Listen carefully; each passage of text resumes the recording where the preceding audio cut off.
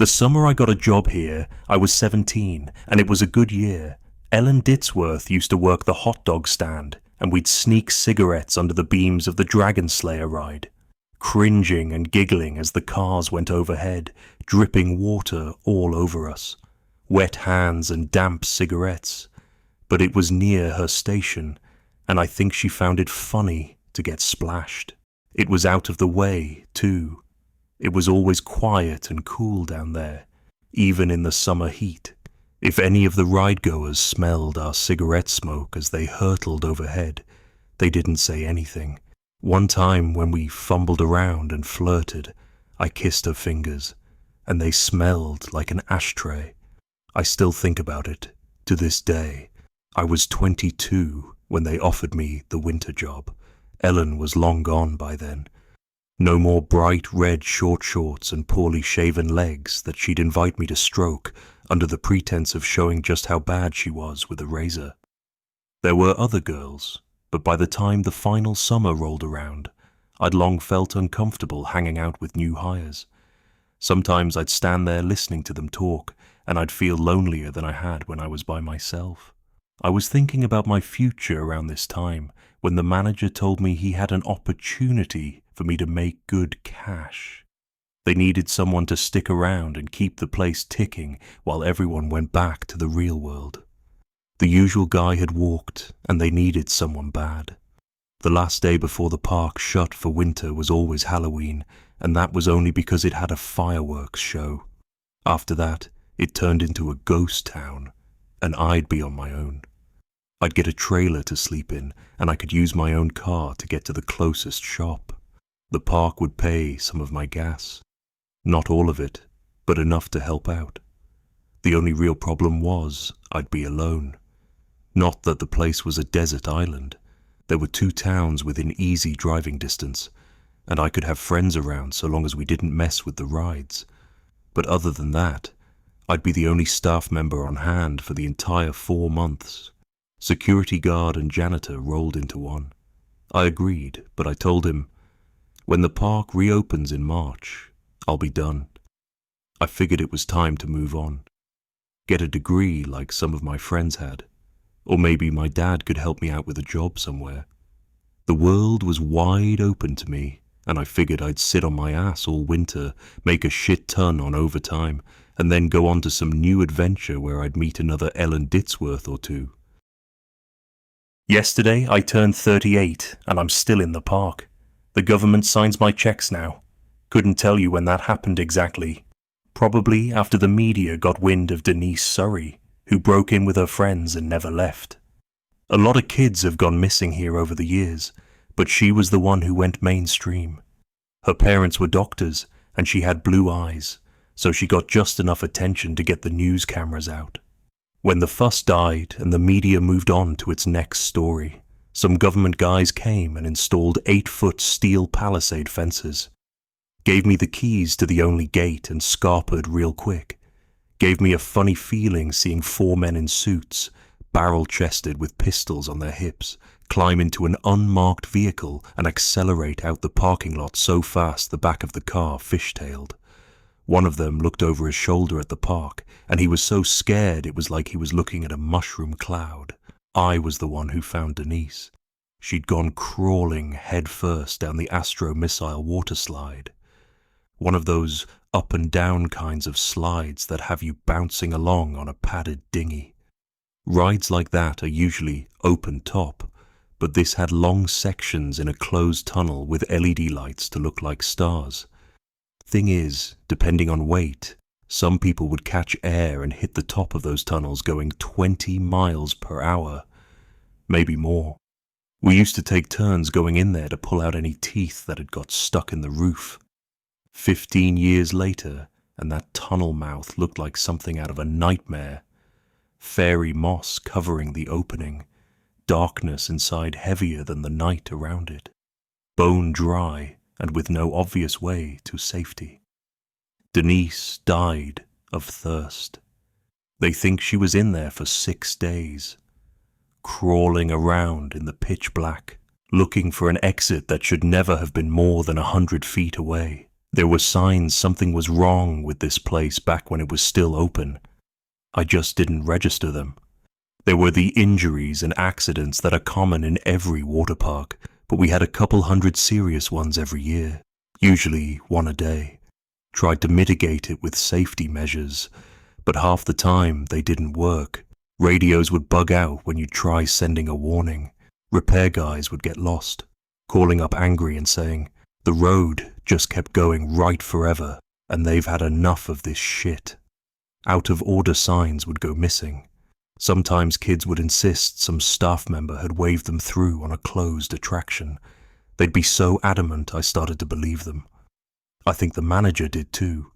He made it policy to have name tags on us at all times, and if the kids said whoever gave them the go-ahead didn't have one on, he'd tell us all to forget it, like it wasn't even worth trying to figure out who needed a disciplinary. I had it happen once where I radioed to the guy at the top of one slide and told him, stop any kids coming down. The last one had come out bleeding and looking unresponsive, and I wanted to check on him. I remember pulling him out of the water and looking at this boy all slack and pale as a sheet of paper with blue lips. So fucking cold it hurt just to hold him. And I wondered if I was holding someone dead when, out of nowhere, another kid slammed into me so hard I went under. Scared me shitless, 'cause for a second or two it was like I couldn't see the surface of the pool, almost like there wasn't one, just blue forever and ever. Before I could start to panic, my feet found the floor, and I surfaced only to see the kid I'd been holding seconds ago standing there looking worried. He was the picture of good health. He asked, "Are you okay?" Then he added, "Sorry for hitting you when I came out the slide, but really it was your own dumbass fault for standing there in the first place." The guy at the top swore on his life he'd never got any radio message from me. I put it all down to the head injury, which was bad enough the owner made someone drive me to the emergency room. Looking back, I'm pretty sure it was the park having its fun with me. Could have been worse. You could say it likes to play tricks, but those tricks are mean as hell. And over the years they've only gotten worse. Despite all I've told you so far, the first winter alone wasn't as bad as you might think. Creepy as hell walking around all those rides that were usually so busy and full of life. Tarpaulins pulled across all those pools, big and small, moving with gentle susurrations in the icy winds. It wasn't great in the day. Overcast and dreary, the air seemingly blue. But at night, it was even worse. I made those rounds quickly, stopping sometimes to summon what little bravery I had to shine a light in the pitch-black toilets, or to check one of the changing stalls dotted around the place. Things went missing a lot, moved around. Once one of the rides came to life at 3 a.m, and I woke to the sound of tinny music echoing throughout the park. But winter came and went, without any real incident. First day the park reopened, I went to see the manager and slipped in some water. Broke my left arm and did a number on my back. Owner was so scared of being sued he threw money at me. He said, "I'll cover the medical bills and sit you up in your trailer and pay you to do nothing." Nothing. What was I gonna do? I'd arranged to start another job on a construction site in a few weeks, and there was no hope of me doing that kind of work with my injuries. I needed money and had no other way of making it. I agreed to stick around until I felt better, but unfortunately I never felt better. Winter soon rolled around again, and the same deal as last time was back on the table. He needed someone on site, and I needed money. I took it thinking another few months in the park wasn't so bad. I was wrong. Second time round was a lot worse. Part of it was me. 23 years old and with a bad back, drinking most nights and struggling with the prescription painkillers, spent most days haunted by the strange feeling that my life's honeymoon phase was over. Hardly any friends accepted my invite to come spend a couple weeks, and those that did weren't around long. Couldn't tell you if that was just us growing apart, as friends often do, or the park's strange influence. Dave came round with his girlfriend for a couple nights. She grouched the whole time, hated sleeping in the trailer while I stayed in a tent outside, but she hated the park too. She said, "I feel watched all the time." Trip was cut short when we found her screaming one morning. She was pointing at one of the slides, yelling, "Something came out of it and is in the pool swimming around." But when we looked, we didn't see nothing. She did have a hell of a bite on her ankle, though. Funny shape to it. Dave looked at it and got real freaked out. They left in a hurry, another car's tires screeching as it hauled ass out of here at top speeds. Never did figure out what happened, but if she didn't like the park, well, I guess it didn't like her either. Not that I was much safer. Found myself getting cut up like crazy doing basic odd jobs. Things broke all the time, even if they'd been fine for years and years. And then one night, I came into my trailer to find a drowned possum on the little kitchen table. Poor thing was soaked in chlorine water that dripped onto the floor in a puddle. No marks going to or from it, like it just appeared there out of thin air. It stank like hell, though.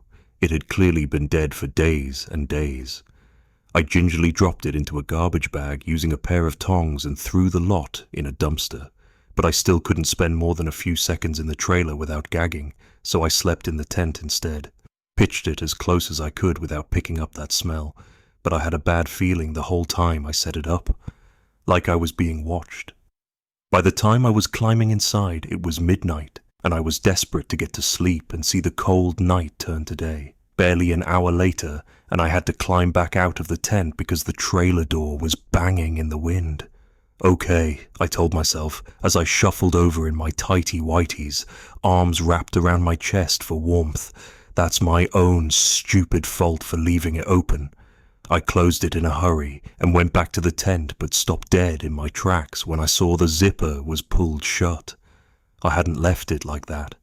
I didn't know what to do. My brain went in two directions at the same time. One said I was mistaken. I had closed the tent and just forgotten it. The other said something, or someone had crawled inside and was waiting for me. It had set the whole thing up as a trap, and the best thing to do was to get in my car and drive until the sun rose. But I was already half cut and knew I shouldn't be driving.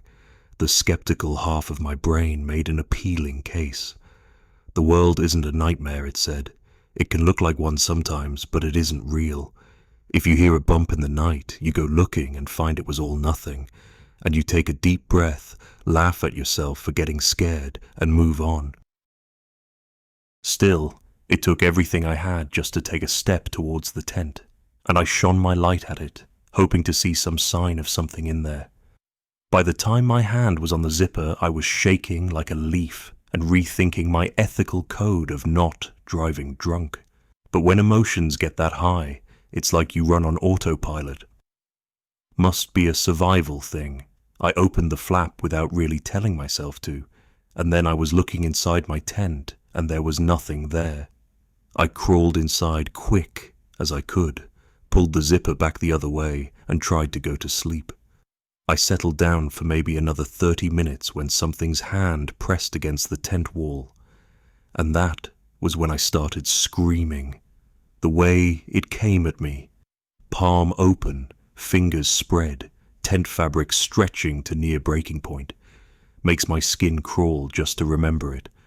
Long fingers that tapered to a point, almost razor sharp, and a palm not much larger than a golf ball, even if the fingers spanned a dinner plate. In the nightmare reality of the moment, I saw it the way I might see a spider, equal parts disgust and terror. I had to get away, and I backed up so fast I wound up rolling the whole tent like a hamster ball. Lost the zipper in the panic. Didn't find it again until the last scream finally left my lips, and I was forced to catch my breath in the silence of an empty night, accepting that whatever was out there was either laughing its ass off at me or waiting patiently. Either way, I was at its mercy. Only thing I could do was collect myself and leave the damn tent. When I finally climbed free, there was no one waiting for me, only a couple wet footprints going to the nearest pool. I considered pulling the tarpaulin back and looking, but I was already scared shitless and had no courage remaining. Instead, I ran into the trailer, slammed the door shut, barricaded it with every last piece of furniture that wasn't bolted to the floor, and fell asleep with the smell of rotten meat filling my lungs. Come morning. I was thankful for the sunlight and the feeling that last night's events were just a dream. After that, I locked my trailer door every night, and I never slept in that tent again. No more possums, but it isn't uncommon for me to find scratches and dents in my door each morning. Nothing serious, but looks to me like the probing of a curious animal. A couple days later, something locked me in the boys' bathroom near the east end of the park. I'd only gone in because one of the faucets was running. I just turned it off when the door slammed shut and I couldn't get it open again. Had to kick the lock out, which isn't an easy thing to do. First kick, I nearly broke my ankle. Second time hurt just as bad, and I had to take a breather to cope with the pain. Found myself pacing and occasionally stopping to listen for any sign of someone waiting for me outside. Someone I could shout at, blame it all on, anything to keep the anger churning and not let it turn to fear. It was a full hour before I got panicked enough to give it my all and finally broke the lock. Burst into the cold air, all red-faced and flustered, and found the park silent as a graveyard. Just those tarpaulins waving gently in the breeze. I learned some important lessons that winter.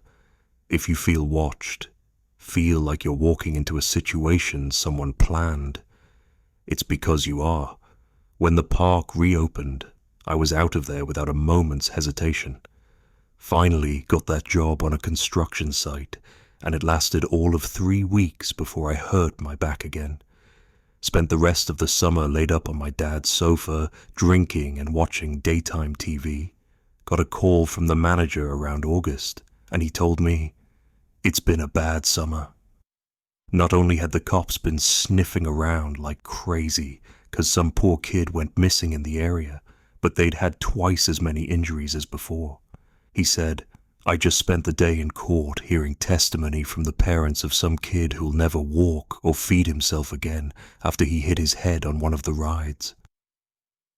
He sounded pretty beat up about it. He wasn't the best boss, but it wasn't like we worked for Mr. Burns either. Poor guy was way out of his depth. Anyway, part of the court settlement was he had to have staff members on site 24/7. I'd done it twice before, and he was desperately in need of someone who knew the job. I nearly said no, but he told me it was me or some 17-year-old lifeguard who'd shown interest in the job, and I didn't like the thought of that. God help me, I accepted. And when I went back that third time, I took a gun, and this time I trusted my instincts. If I walked past a changing stall and heard the shower running, I let it run. Hour later, it'd be turned off again. If I saw someone had left the lights on in the staff room, I let them stay on until morning, when I could deal with it in the comfort of daylight. Flushing toilets, wet footprints, open doors.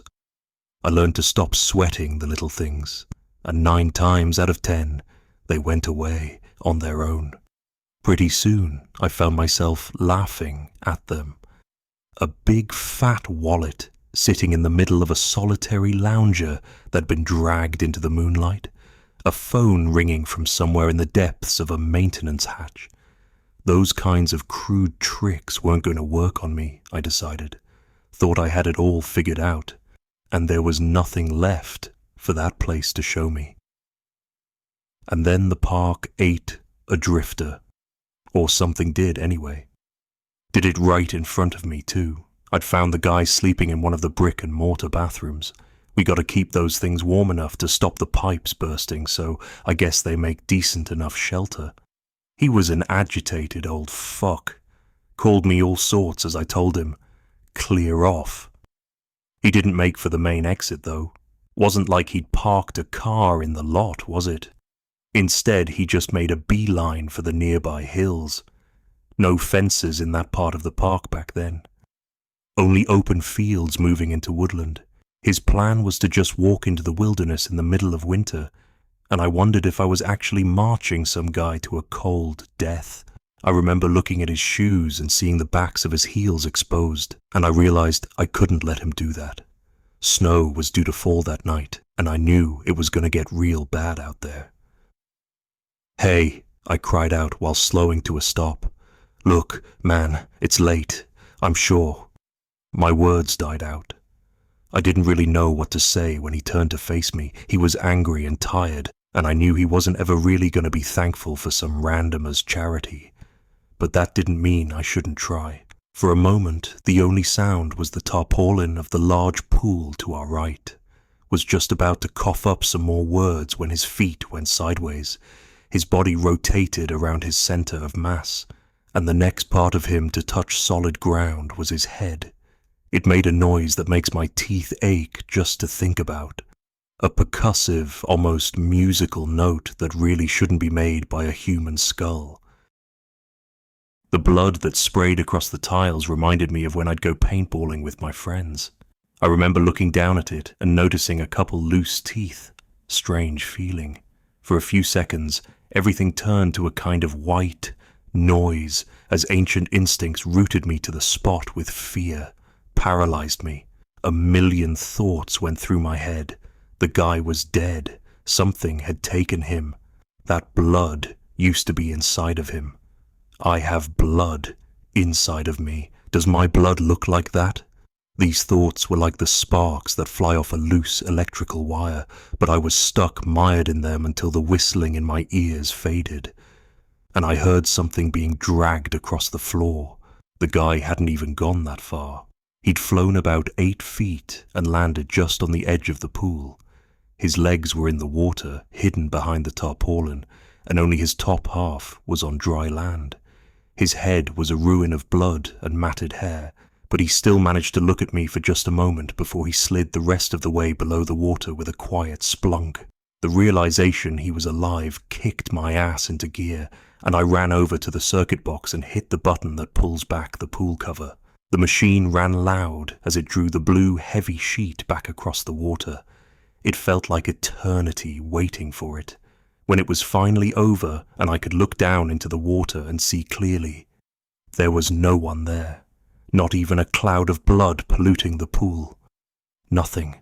I felt like I was going insane, and I even looked over and double-checked that the guy's plastic bag was still where he'd dropped it, just so I could be sure I hadn't made the entire thing up. I really didn't know what to do. The only thing in that water were a couple leaves that had made it in there over fall. But that was it. And then I saw it. I can't explain it easily. It was a sudden overlap of realities, a bit like the hollow cube illusion where it can be two things at once. Without ever taking my eyes off it, that pool became every deep body of water I'd ever seen. All of them, all at once. It was every calm and glassy ocean surface with rays of diffuse light leading into unseen depths. Every lake with murky kelp fingers reaching up out of the dark. Every flooded basement with black and brackish water. I could smell the stagnant water. Could feel the breeze you get standing on the coast. Taste the salt, all of it at once. And something moved in those infinite waters. And it was big. It was like the first time I saw the Grand Canyon big. Like when you get on a plane and see the ground pull away so quickly it loses perspective. Whatever was down there was coming right at me. And I'm not ashamed to say I pissed my pants. An ocean full of stars was down there. And the thing swimming towards me had a body that obscured entire nebulae. I felt vertigo come over me, and I backed away, and I slipped in the blood. And then I woke up a few hours later and started screaming. I had to clean up in the morning, and I had to pull the tarpaulin back across. The machine only goes one way, so I had to do it with a pool stick, and it made me feel sick just to go near it. Every time I got close, I started to feel dizzy again. When I finally mustered the courage to look, there was the same old pool it had always been, but I'd never shake the feeling I had when I was looking down in it and saw teeth like tectonic plates.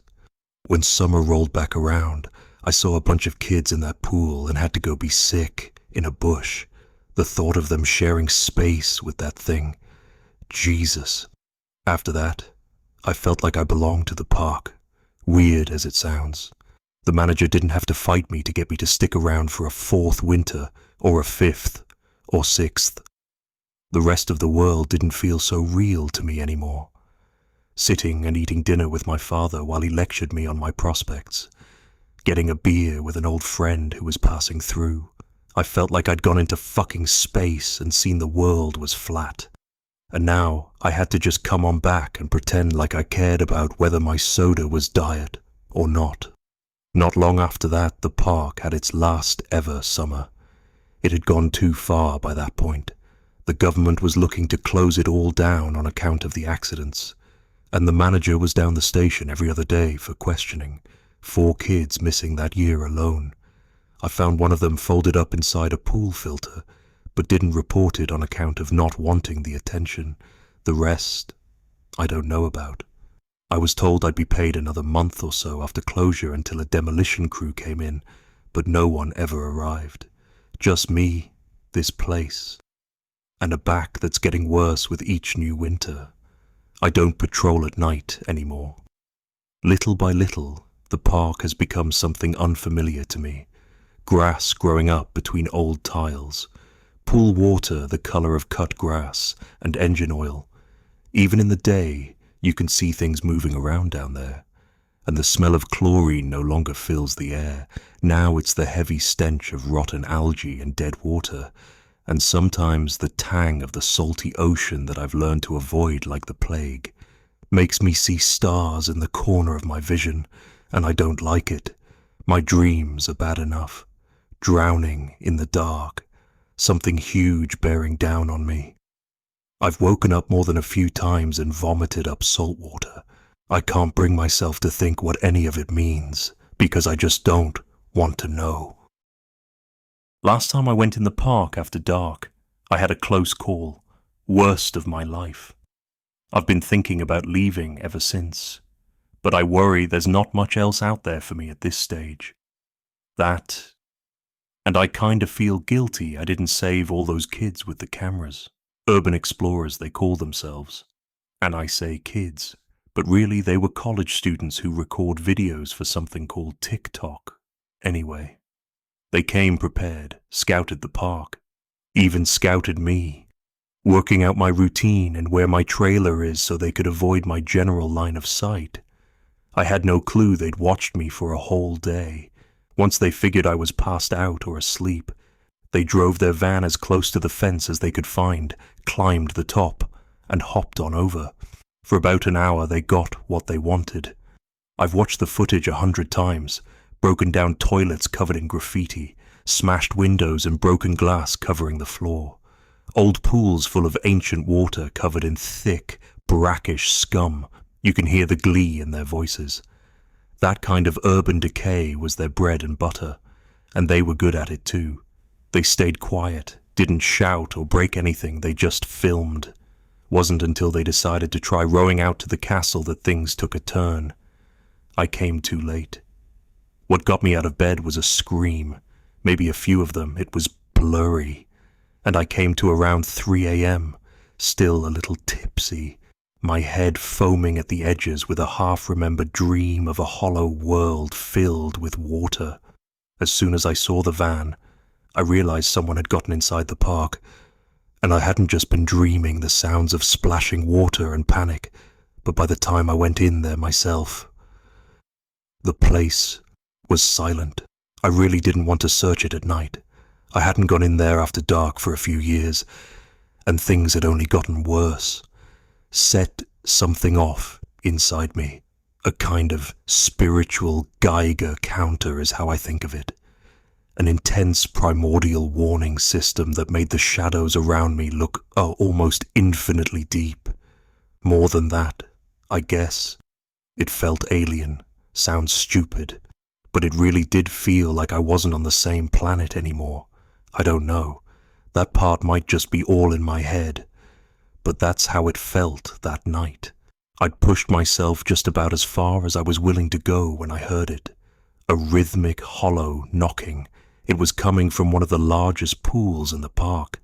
A shallow, kid-friendly one we called the castle, because it had a giant jungle gym in the center, a kind of spaghetti mess of platforms and climbing bars and slides that the kids loved.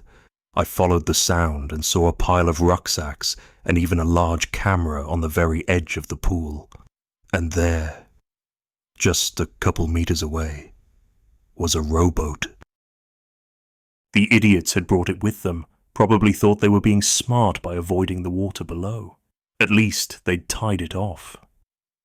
So it was easy for me to pull back in. I gave it a cursory inspection, shivering at the mere thought of floating across that nightmare water in something so flimsy, and was ready to leave it until the morning, when I heard a quiet splashing. Something had climbed out the water, and my heart dropped as I instinctively flicked the torchlight towards the sound of dripping water, and saw a thin, shivering shape climb onto the lower steps of the castle. It looked grey and sickly, and then it started whimpering, and I realized I was looking at a girl, college-aged, with stringy hair and an outfit that might have been colourful before she'd gone in the water, but now it was just the colour of ash and moss. At a glance, she almost didn't look human anymore. She looked more like a starving animal, shell-shocked and shaking. I shouted out to her, but it was as if she couldn't hear me. She dragged herself up onto a dry platform and curled up in a ball in the far corner, knees pulled to her chest, and wide eyes locked into a 1,000-yard stare. And something was in that water. It came close to the surface, displacing small branches and causing the thick pond scum to bulge but never break. From the looks of things, it was circling the castle, and in some parts where the algae wasn't so thick, I got the faintest glimpse of colourless scales the size of my hand and a thick, muscular trunk. Sometimes it seemed to bump up against the castle, like it knew the girl was nearby but it didn't know how to get to her. The whole thing shook, and she'd whimper extra loud, but she still didn't show any signs of becoming lucid. I'd be lying if I said I didn't think about leaving her until morning. She was unresponsive and looked like she was just going to stay in the same place. Wouldn't it be better to just go get her when the sun was up? I thought, but that was a pretty fucked up thing to think. She wasn't safe there.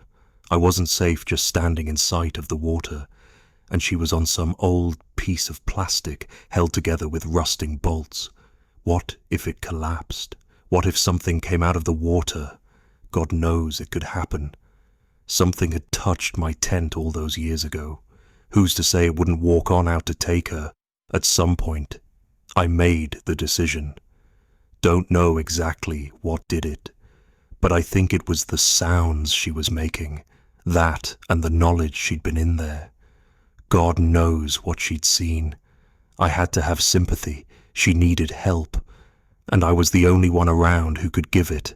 So once something deep inside me clicked, I knew I had to move quickly before the fear started to fuck with my head. I grabbed the rope and began to pull the boat towards me. I wasn't sure what would happen.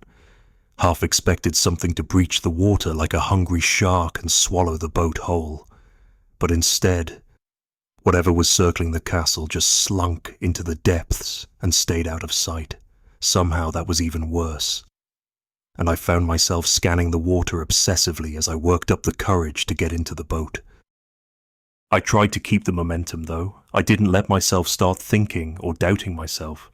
I just climbed in awkwardly, 1 foot at a time, damn near shitting myself when the whole thing wobbled and I briefly felt like I was going to lose my balance. But I managed it. And soon I was sitting down and using the oars to pull myself through the water. As I rowed, my brain moved along in different directions. Part of me was almost watching myself, like from above, and asking over and over, "What the fuck are you doing?" While another watched that water for the slightest sign of life. And a third part of my brain was watching me for signs I was going to crumble from the adrenaline and ice-cold fear coursing through my veins. Each time the oars broke the water, I kept waiting to see something coming after me, and I was about halfway there when I realized that if it was big enough, it could just bowl the whole boat over like a shark knocking a surfer off his board. It was too far to turn back when I saw the water rise in the distance. Again, it didn't break the surface, but it came close and sent a couple waves rolling across the entire pool where they lapped against the distant edge. They made the whole boat rock side to side like it was just a bit of driftwood. When the bulge in the water appeared again, it was on the other side of the boat, and I made the terrible decision to stop rowing and look over the edge. There was no bottom to the pool, but whatever was down there wasn't swallowing continents anytime soon, at least. Hard to pin size down, but based on the steely blue fins that slid by close beneath me, that didn't really matter. It could eat me easy enough, and that was all that mattered. Hell, I wasn't even sure if it was a fish or a squid or something else entirely, but I was pretty sure it still had a mouth somewhere in that murk. It gave the boat a gentle knock. Nothing serious. Not enough to roll it, but enough to let me know it was interested in me. I decided I couldn't just stay there floating in one place forever. I had to move. I grabbed the oars and threw all caution to the wind. The sooner I got off that water, the better. Sure, I'd have to figure out how to get back, but that was a problem for later. Right there and then. All that mattered was the rising terror and disgust that took all my strength to keep from bubbling up into full-blown panic. As soon as the boat began to move, the creature slid out of view again. Didn't know if I ought to be relieved or even more afraid, but I took advantage of the lull in its activity to close the distance. And once, close enough, I pulled the boat over to the same steps the girl had climbed. Once there, I secured it with a bit of the rope and hopped onto the first step, cringing at the way the ice-cold water felt slick and slimy against my ankles. The girl flinched at my touch, but she didn't scream or pull away. I told her it'd be okay, or something like that. Tried my best to sound reassuring. Tried to let her know I was going to get her somewhere safe. I managed to pull her to her feet when she finally turned and looked right past me. I barely existed to her at that moment. She only had eyes for the water behind me. Something about the look on her face gave me pause, though. She wasn't scanning for danger. She was looking right at something. And before I had a chance to look for myself, she started screaming when I saw it. I wanted to scream too. I'd never seen anything like it. Or since. A head like seaweed, a face like a scallop. It watched us with an almost casual interest that frightened me more than any predatory scowl. The look of a child about to pull a spider's legs off. The thought of it still makes my skin crawl. It was so still, so alien. I couldn't help but pause and wonder if I was looking at something real, or if it was just bad special effects. And yet, the moment stretched on and on, until something in that unknowable mind made a decision, and the creature disappeared back beneath the water. I made a decision too, and I dragged the young woman to the nearby boat where she started to fight me the moment she saw it. Can't say I blame her. Last time she was on it, she'd nearly died, but there was no third option. It was stay and die, or take our chances getting to safety. Unfortunately, we had barely gotten within a meter of the thing when the whole boat was blown sky high with tremendous force. For a few seconds, I stood there dumbstruck, the girl crying, and water falling from the sky like a momentary rainstorm. When the boat finally returned to Earth, it was a couple 100 meters away and hit dry land with a great crash. My stomach sank. How the hell were we going to get off the castle now?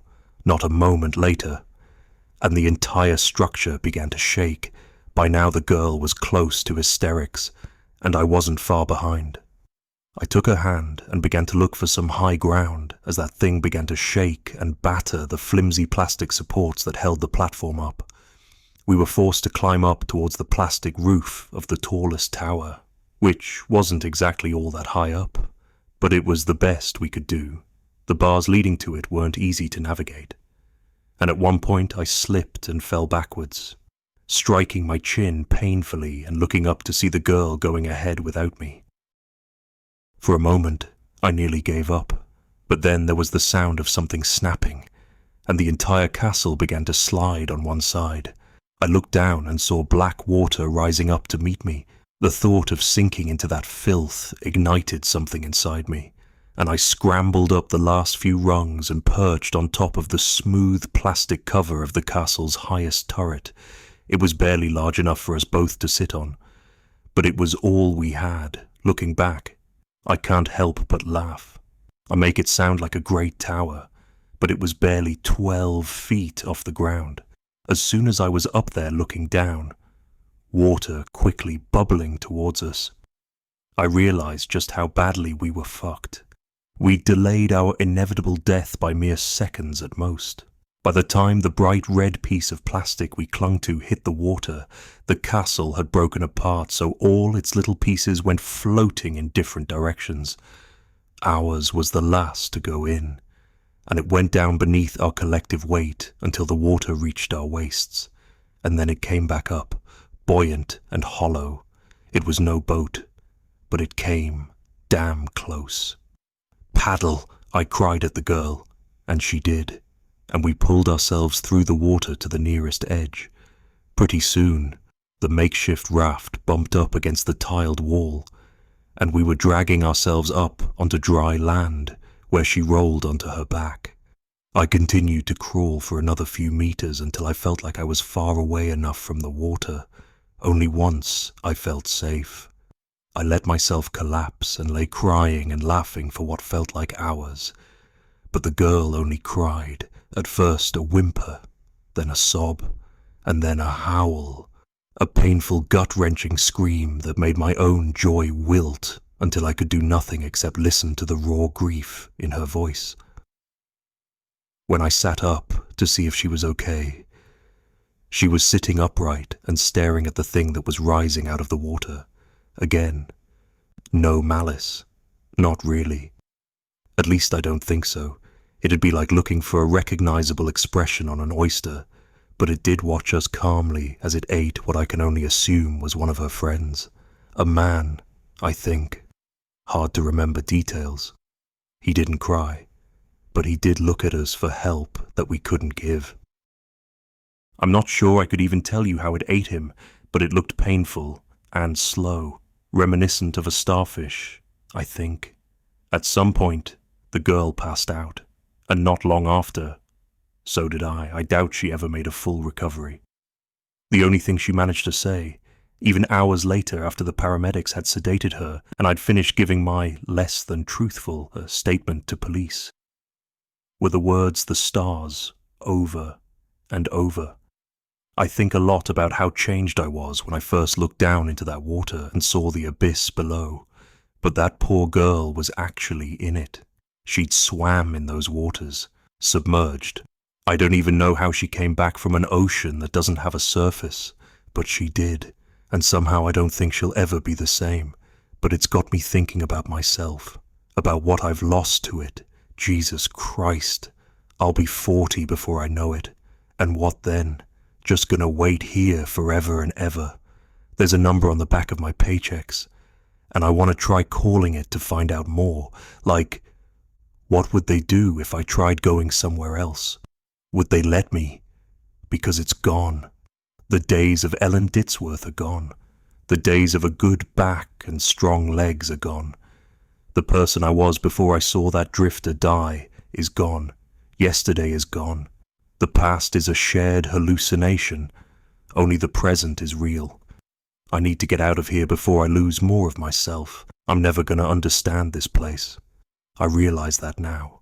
I can only accept that it exists and try to move on, which I should have done the day I saw those stars, because there is an abyss, and it doesn't flow through time like we do. doesn't occupy space like we do, but it's there, and it's full of gods the way a koi pond is full of fish. And I'm worried the more I think about it, the worse the park gets, and the closer I get to falling into waters that have no up or down, and which never ever end. In my dreams, I am choking in the acidic bile of a creature that swallowed me whole.